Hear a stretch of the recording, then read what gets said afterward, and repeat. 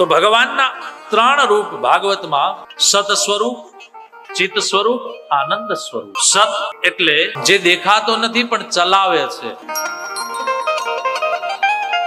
આપણા ભીતર આમ શ્વાસ જાય છે ને આવે છે, કોણ કરે છે? તો કે દેખાતો નથી. હજુ સુધી ડોક્ટરો જોઈ શક્યા નથી, પણ છતાંય કોઈક એવું તત્વ છે જે જાય છે, આવે છે અને કન્ટિન્યુ રાખે છે. તો એ સતરૂપ છે. બીજું એ ચિત્ત સ્વરૂપ છે.